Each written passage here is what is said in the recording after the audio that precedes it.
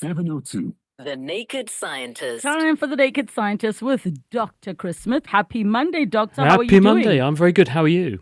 I am fantastic and excited. I see the questions are coming in thick and fast already. So let's jump straight into them. I'm going to do my best to read this one. Hi, Dr. Chris Smith.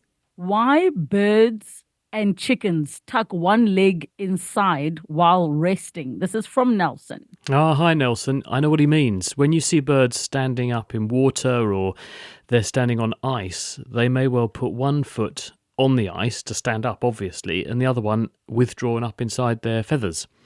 And the answer is that that's a big surface area for a bird, and it can lose heat through its foot. And birds are warm-blooded, so they have to look after how much energy they're burning in order to maintain a steady body temperature. So one of the reasons they would withdraw a leg and stand on just one leg is that then they can keep the other one tucked up inside their feathers, and they don't have to pump warm blood into a cold leg and lose heat. Okay, thank you so much, Nelson, for that question. We've got a voice note.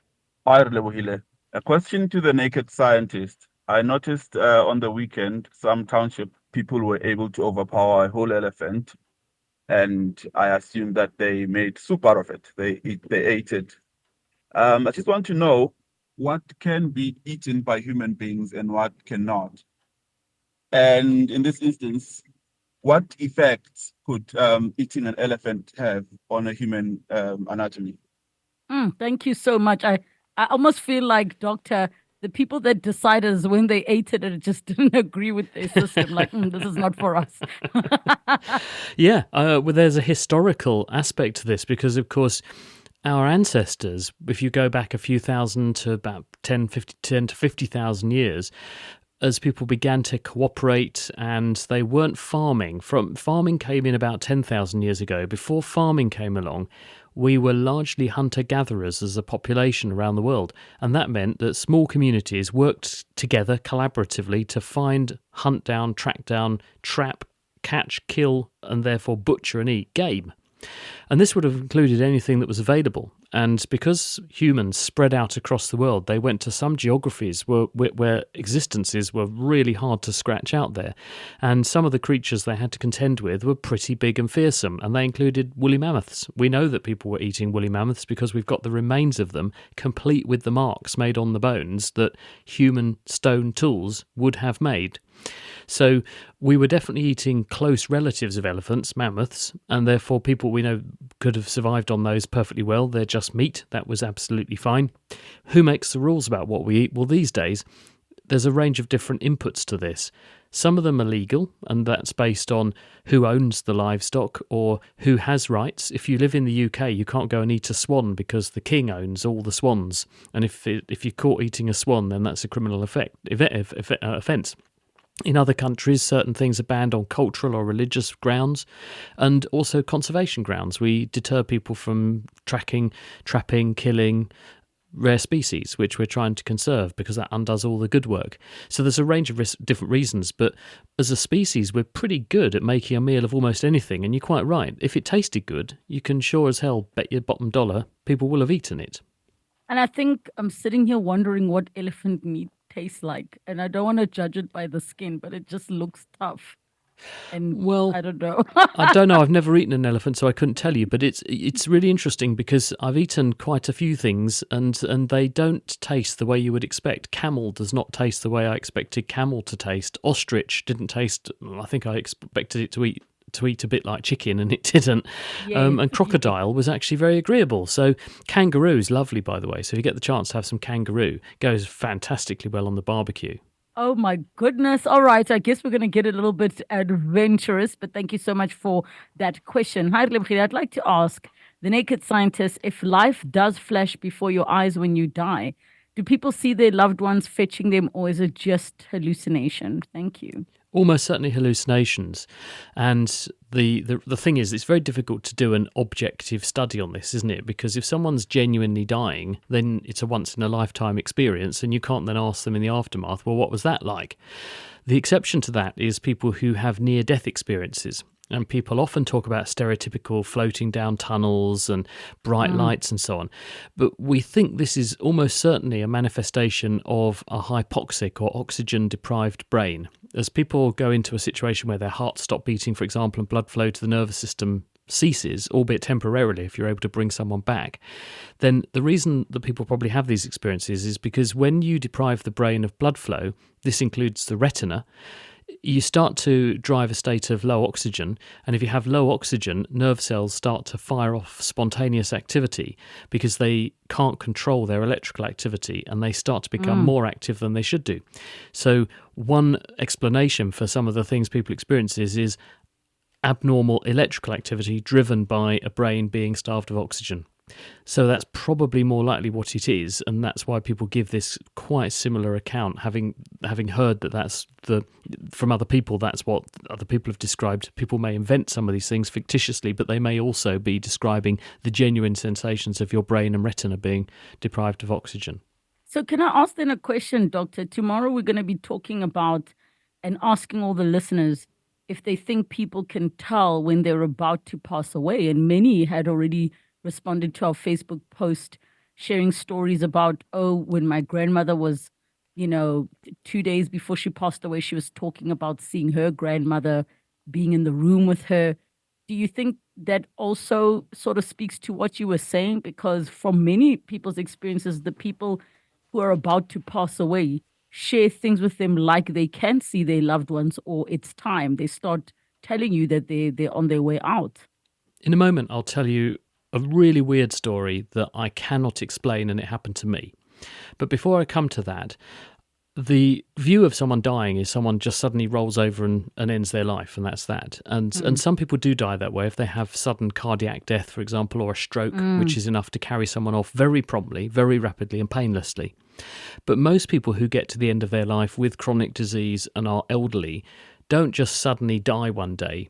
Some do, some fall asleep in their armchair, but many have a dying process that goes on over a period of time. And experienced palliative healthcare professionals recognise these signs and symptoms of a person whose body is slowly shutting down. And basically all the different organ systems stop supporting your body as well as they should. And so your blood chemistry goes off, and therefore your body is not operating very efficiently, so your heart's not pumping very efficiently, your tissues not being perfused very efficiently, and everything begins to slow down and shut down. And so people have moments of lucidity, but they just drift off, and you can spot these signs. And in medicine, we often recognise people who are at the end of their life, and we're able to have the sorts of conversations with them because they also know that, and they're tuned into the fact that they know that they feel that time is up for them. Now, the weird thing that happened to me, which it could be just coincidence, when I was first a doctor, I was doing one of my first jobs as a surgeon. And I went on a ward round one morning, and I went to see this elderly lady who'd been admitted to my ward. And we came to see her, and she said, "I had a terrible night." And I said, "Oh, what happened?" And I can't remember why the lady was in hospital. She'd been brought in, maybe a fall or something. But she said, all this crashing and banging noise, people running around, all these lights, and then, pulling curtains round. And she said, it was real commotion. It was absolutely dreadful. And I turned to the sister on the ward, and I said, what went on? And she shook her head in this kind of, no, nothing. She's just sort of saying this. It's nothing. It was a quiet night, she said. And we said to this lady, well, they're there. Sorry about that. And we'll try and get you home today. And we finished the ward round and went back to make a cup of tea. And while I was making the cup of tea, I had the kettle in one hand and my bleep went off. And I look at my bleep, I ring the number back straight away because it was the ward. And they said, this old lady has had a cardiac arrest and you need to come. And we go to the ward, and the scene that she had described was unfolding in front of our eyes. And this is probably coincidence because it's a great story in the telling, but it was just so uncanny that this elderly lady said all these things, described all these things, and then within half an hour, that's what was happening. And I'm sure it is just coincidence, but we were totally gobsmacked at that point. Myself and the senior doctor who was on duty with, we just looked at each other and thought, I can't believe this. Did she make it that day? No.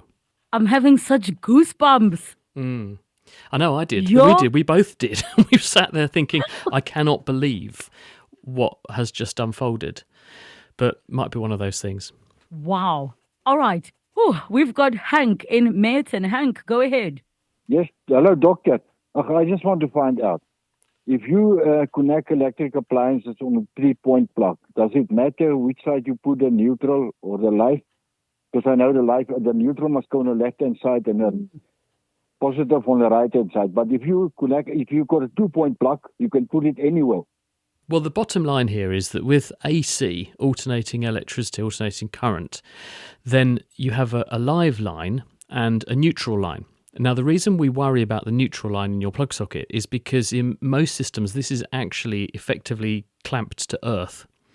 So the positive line is effectively talking to a neutral line through a device which is stapled to earth, i.e. zero. There shouldn't be a voltage in the neutral line. It can have a bit of a floating voltage, but it should be at zero. Now, the device, on the other hand, being supplied, doesn't care whether it's one way round or the other, if it's on an alternating current supply, because the current is flowing in one direction and then the other direction alternately. That's why it's called alternating current. So it's seeing a positive and then a negative, a positive and then a negative, floating around zero. So it doesn't actually matter which way the device is connected up, but it does matter in terms of what you do with your plug socket, because the neutral line is effectively at zero earth. And some housing circuits will actually look for a correct voltage on the neutral of being zero. And if there's a departure from that, then it knows that current's flowing away and being lost somewhere. And so it can trip the box. But no, most devices, because they're running on alternating current, expect the current to be changing polarity 50 hertz 50 times a second, and therefore they don't care which way round they're wired, if it's a motor or something.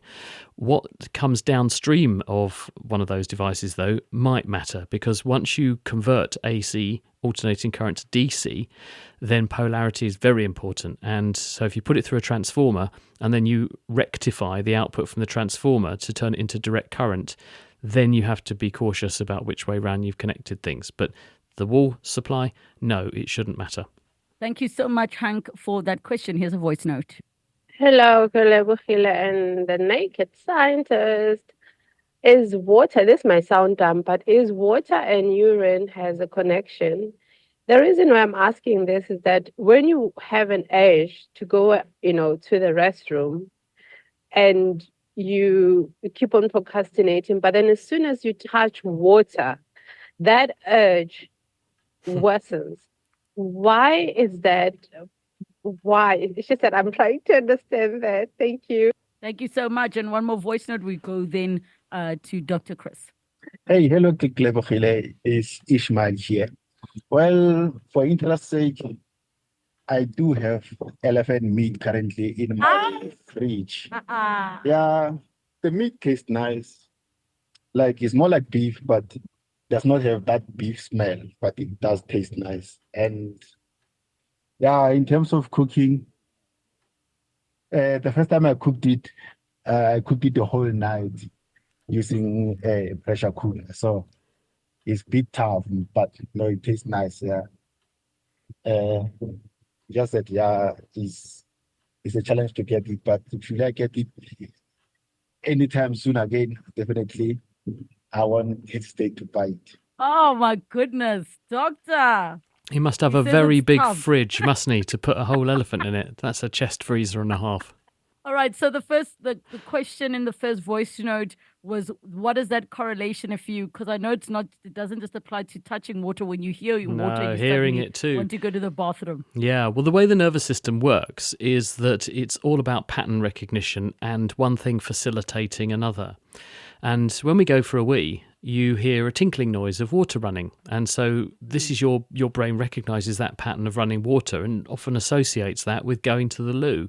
So unsurprisingly, when you are hearing noises of water, feeling water, touching water, etc., this also is something you do in anticipation of or after going to the loo. So it puts you into the mindset state of, I'm going to go to the loo. Now, when you're going to the loo, what happens? Well, an automatic part of your nervous system, the autonomic nervous system, readies your bladder to empty itself. So what it does is it opens up the sphincter, which is the valve that keeps the water in so that things can flow out, and it triggers the muscle, which is the bladder wall, to begin to contract, the detrusor muscle. And this puts the pressure up inside the bladder and pushes the liquid out. Now, all of these things take a little bit of time, and because it's not under conscious control, you can consciously stop and start weeing, but most of the time you don't have to think about it because it's under unconscious control. Because you have that part of your nervous system that's automatic, it gets facilitated by these other experiences. The messages, I'm now going to get ready to go to the loo, and that's why it builds up and you think, oh, I'm busting to go, now I'm ready to go. But prior to that, you were able to hold it. Thank you so much for that question. We go to the lines. We have Thomas in Tembisa. Thomas, go ahead. Okay. So maybe it's the problem with my phone. Yes, I'm saying that I'm someone who usually enjoys watching ISS, the International Space Station. So about on the 15th or the 12th or 15th of December, when it was passing across the skies here in Gauteng, it was actually followed by other two objects. So even this year in January, I saw other objects going almost parallel to that ISS. So I don't know what were those, and then I don't know if the naked science can know about such things otherwise. Yeah. Okay. So did you get that, Doctor? Not really. So the International Space Station, it said when it was passing, there were two other objects that were, traveling parallel to it. Do you know what those other objects are? Well, I don't know what the objects were, but what I can say is that one, the ISS, International Space Station, which is up there about 400 kilometres above, and it's doing a lap of the Earth every hour and a half. Every 90 minutes they get daybreak and sunset on the ISS. Isn't that an amazing day? But it's going quick and it's going across the sky a lot, so you've got a good chance of seeing it. But because it's quite close to us, it's actually quite easy to see and quite large and quite bright, and it's got arrays of solar panels. It's powered by light from the sun, which then charges up batteries for when they're around the other side of the Earth and it's dark. And therefore it reflects a lot of light. And what you might have been seeing is different parts of the structure and the panels which are angled to reflect the sun or to hit the sun. So you may have been seeing simultaneously different parts of the same structure, different parts of the panel array, or you may have been seeing a satellite which is also going round roughly across the same patch of Earth but at a different altitude, because there are thousands of satellites in orbit now. And if Elon Musk has his way and Jeff Bezos from Amazon, then we could be looking at millions of satellites in orbit before too long. So it's possible that what you were seeing is one big object with different bits of it reflecting light, giving the impression of multiple objects at the same altitude, Yes. or multiple objects which were going across the same patch of sky. They were going to be doing different speeds because depending upon how high you're orbiting, your speed is different, but they could have sort of crossed across that patch of the sky, giving the impression that they were side by side, and in fact one was higher and one was lower. Thank you so much, Dr. Chris Smith. Back together on Monday. See you next week.